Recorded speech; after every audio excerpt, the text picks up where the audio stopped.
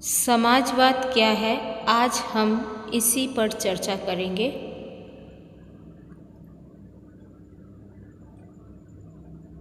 उन्नीसवीं शताब्दी के पूर्वार्ध में समाजवादी विचारधारा इंग्लैंड तथा फ्रांस के कुछ मजदूरों की दशा में सुधार करने के लिए योजनाएं बनाई, किंतु वे सफल नहीं हुई। रॉबर्ट ओवेन मालिक और मजदूर के बीच लाभ के विभाजन के समर्थक थे तथा उद्योग एवं समाज का सहकारिता के सिद्धांत पर संगठन करना चाहते थे और उन्होंने कुछ ऐसे प्रयास भी किए। सेंट साइमन वैज्ञानिकों और इंजीनियरों द्वारा संचालित सहकारी राज्य के समर्थक थे। व्यवहारिक योजना प्रस्तुत करने का श्रेय फ्रांस के लुई ब्लॉक को जाता है। लुई ब्लॉक की योजना अनुसार 1848 में क्रांति के बाद राष्ट्रीय कारखानों की स्थापना हुई।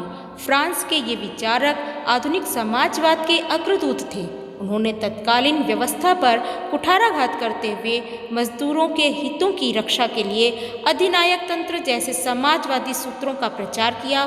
साम्यवाद शब्द तथा उसका प्रतीक लाल झंडा भी विश्व को फ्रांस से ही प्राप्त हुआ।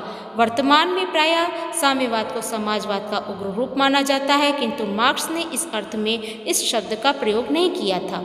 उनका आशय अनेक वैज्ञानिक समाजवाद का पूर्वगामी कल्पना प्रधान समाजवाद से भेद स्थापित करना था। मार्क्स ने समाजवाद को एक अदम्य गतिशील शक्ति के रूप में परिवर्तित किया।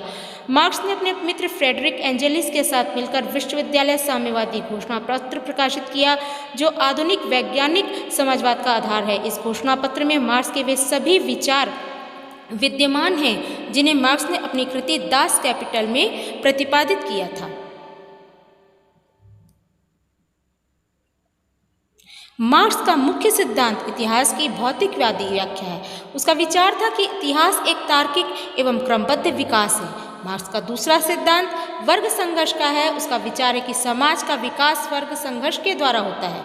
मार्क्स का तीसरा मुख्य सिद्धांत मूल्य का श्रम सिद्धांत तथा अतिरिक्त मूल्य का सिद्धांत है। वह मजदूरों की विजय अनिवार्य मानता है।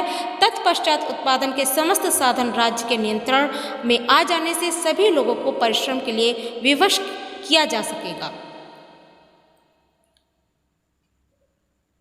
इस प्रकार से समाज में वर्ग भेद समाप्त हो जाएगा।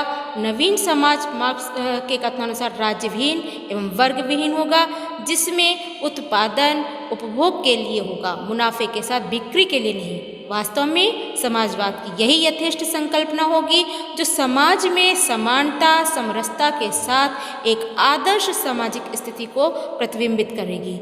इसी के साथ आज का पाठ हम यहीं समाप्त करते हैं।